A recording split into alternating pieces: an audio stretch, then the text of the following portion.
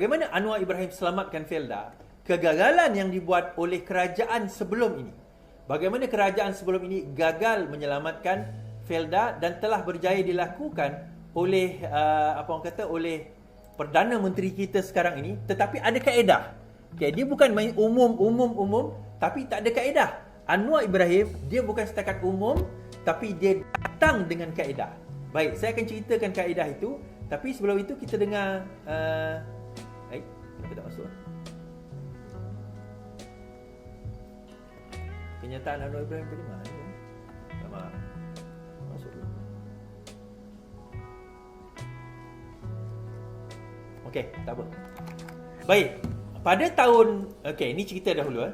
Pada tahun 2018, di dalam manifesto Pakatan Harapan pada waktu itu, ada disebut tentang penyelarasan dan pelupusan hutang Felda di dalam manifesto.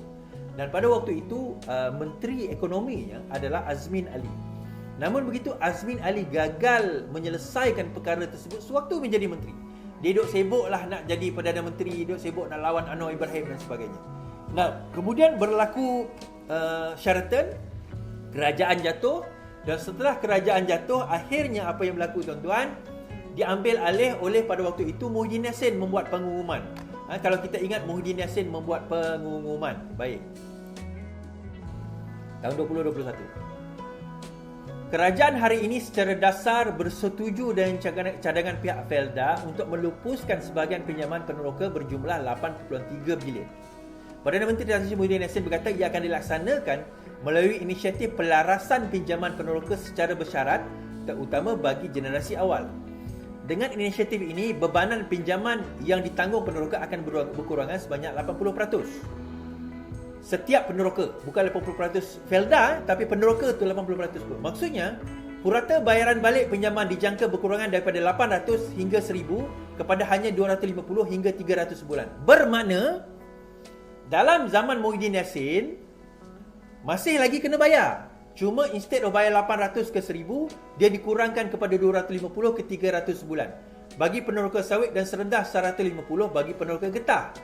Iaitu satu kadar yang sangat munasabah dan mampu dibayar oleh mereka, katanya. Pelupusan bersyarat ini merangkumi 4 perkara. Pelarasan sebahagian bagi pinjaman berjumlah 8 bilion yang akan bermanfaat kepada 92,000. Pelarasan sebahagian baki tunggakan pinjaman baja berjumlah 168 juta melibatkan 52,000 peneroka. Pelarasan sepenuhnya bagi pinjaman FGV bernilai 78 juta melibatkan 38,000 peneroka. Pelarasan sepenuhnya bagi pinjaman pembangunan asal berjumlah 56 juta. Okey. Now, baguslah kan, walaupun dia tak hutang Felda atau hutang peneroka Felda itu, walaupun itu yang dinikmat, sekurang-kurangnya dia merendahkan. Okey juga Muhyiddin Yassin ni. Cuma ada timbul isu tuan-tuan. Apa isu dia? Baik, kalau dia kurangkan hutang peneroka Felda, so balance hutang tu siapa nak kena tanggung? Jawapannya Felda. So Felda kena tanggung 80% hutang dia orang, hutang peneroka ni. Dan antara pendapatan Felda, kalau kita faham baca akaun kita tahu bahawa dia nak kena lupuskan hutang, bermakna yang kena tanggung pelupusan itu adalah Felda. So Felda nak kena tanggung kerugian tersebut. Namun pendedahan terkini Anwar Ibrahim mengatakan, umum memang umum.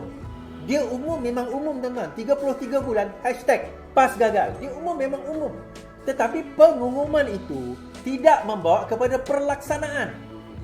Akhirnya benda itu tidak dilaksanakan pun. Dia umum memang dia umum. Tetapi dia tidak dilaksanakan.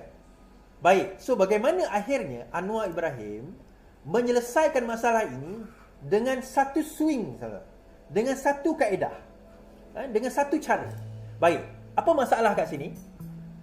Arahan kepada kerajaan kepada Felda, lupuskan hutang peneroka. Felda kemudian kata, kami boleh lupus, tapi isu dia hutang yang dilupus tu siapa nak tanggung? Takkan Felda lagi nak tanggung? Matilah Felda. Kita nak bleed Felda lepas ni. Itu pendapatan kami. Kalau kami nak kena lupus, kami nak kena keluar dana ni. Kami nak kena pastikan bahawa lepas ni Felda kena sustain. Dia boleh lupus tuan-tuan, tapi akhirnya Felda akan tutup. Felda akan tutup. So datang Anwar Ibrahim. So Anwar Ibrahim kata macam mana? Dia tengok, dia bincang 6 bulan ni, dia tengok 7 bulan ni, dia tengok macam mana nak selesai masalah ini. Kemudian akhirnya Anwar Ibrahim kata kita ada satu cara. Caranya bagaimana? Caranya, Anwar Ibrahim terbitkan satu sukuk atau bond yang digarantikan oleh kerajaan sebanyak 10 bilion. So, kerajaan keluarkan bond 10 bilion untuk selesaikan masalah tanggungan hutang kepada peneroka Felda. Jadi erti kata, peneroka Felda dapat pelupusan sehingga 80% hutang, tetapi hutang itu, yang balance itu ditanggung oleh kerajaan melalui sukuk tersebut. Siapa yang kena bayar sukuk itu, tuan-tuan? Felda juga, bukan kerajaan. Cuma kerajaan garanti. Arti kata lain, berbanding sebelum ini, Muhyiddin suruh Felda mansuhkan hutang. Tapi Muhyiddin tak bagi jalan, macam mana nak selamatkan Felda? Dah mansuh lepas tu, pandai-pandai hampa lah, pandai-pandai korang lah nak selesaikan isu ini. Tapi dalam hal ini, tak, Anwar tak tinggalkan Felda begitu saja. Kalau ikut idea kepala Muhyiddin Yassin tu, tuan-tuan, kalau ikut kepala idea Muhyiddin Yassin, memanglah boleh lupus hutang, tapi dia bukan kata dengan peneroka Felda, dengan Felda sendiri melingkup. Dengan Felda melingkup, tuan-tuan. Kita baca. Kerajaan akan salur 10 bilion melalui terbitan sukuk ke Felda. Kerajaan akan meneruskan dana pembiayaan sukuk Felda yang tertangguh sebelum ini dengan menyalurkan peruntukan 1 bilion setahun untuk 10 tahun kepada Felda. Perdana Menteri ketika mengumumkan perkara itu berkata tindakan itu sebagai memastikan kelangsungan dan usaha penstrukturan semula hutang agensi itu. Berucap pada Hari Peneroka di Serdam. Pembiayaan sukuk Felda tertangguh dan akan terus dan untuk teruskan dana pembiayaan sukuk yang tertangguh sebelum ini, saya dengan timbalan Perdana Menteri dan Jemaah Menteri menyatakan saya luluskan dana hampir 1 bilion setiap tahun untuk tempoh 10 tahun kepada Felda. Ini bagi jaminan kelangsungan institusi generasi negara kita. Pada 28 Jun lalu, kerajaan mengumumkan telah menandatangani perjanjian melibatkan jaminan kerajaan untuk menstrukturkan semula pinjaman melalui terbitan sukuk dan kredit pusingan dalam usaha memulihkan kedudukan keuangan Felda. Ini juga membolehkan Felda memperoleh pemansuhan, membolehkan Felda memberi pemansuhan 80% hutang peneroka berjumlah 8.3 bilion. Selain peruntukan itu, Anwar juga memaklumkan kerajaan akan turut menanggung subsidi diesel sebanyak 36 juta bagi penjanaan tenaga dan air bersih. Kerajaan juga meluluskan peruntukan 21 juta bagi pembinaan hemodialisis untuk kegunaan 2,000 pesakit di kawasan rancangan Felda. Sebanyak 283 unit generasi baru rumah Felda akan disiapkan segera oleh kerajaan dan Anwar juga telah meluluskan projek peruntukan 77 juta setahun untuk kos operasi dan penyelenggaraan lampu jalan di kawasan Felda dengan dana itu disalurkan minggu hadapan. Okey. Sementara itu, Bernama melaporkan Anwar berkata kerajaan Paduan bertindak memansuhkan hutang itu kerana memahami apa yang dihadapi oleh peneroka dan mengangkat semula darjat Felda. Kerajaan juga mempertimbangkan usaha drastik untuk membantu peneroka beralih kepada tanaman komoditi yang lain. Beliau berkata tanaman komoditi lain seperti kelapa sawit, kelapa atau sebagainya. Namun saya minta tempoh sedikit untuk Menteri Keuangan serta Kementerian Perdagangan berbincang mengenai implikasi kos. Ini kerana keputusan ini termasuk dalam bayaran tanaman semula yang akan ada membawa implikasi keuangan kerana ia melibatkan banyak pihak seperti Felekra dan juga Risda katanya. So ini pelupusan ini sebelum ini pelupusan hutang Felda 80.3% telah selesai. Ini yang dinyatakan pada Februari yang lepas. Kita nak bawa tuan-tuan nak selesaikan masalah negara ni, kita perlukan reconnecting pula.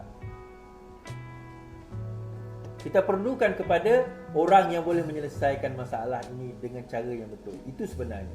Kalau tidak, memang kita tak akan dapat selesaikan masalah negara ini. Okey. Jadi tuan-tuan, daripada saya mudah saja. Apa yang saya nak sampaikan ini mudah saja. Apa yang saya nak wujudkan ini mudah saja, iaitu dalam kita nak menghadapi situasi negara yang mencabar, hutang kita 1.5 trilion sekarang ini. Dalam kita sekarang ini nak bersaing dengan negara jiran. Kita nak bersaing dengan kadar ekonomi. Kita nak bersaing dengan suasana yang ada, tuan-tuan. Kita perlukan satu perubahan yang bukan setakat nak ubah polisi biasa-biasa. Kita perlukan mereka yang bijak pandai nak menyelesaikan masalah ini. So itu saja daripada saya. Terima kasih. Pukul 10 insya-Allah kita bersama di TikTok. Debat pun dah nak mula. Kita jumpa lagi. Yang penting lawan, tetap lawan. Salam.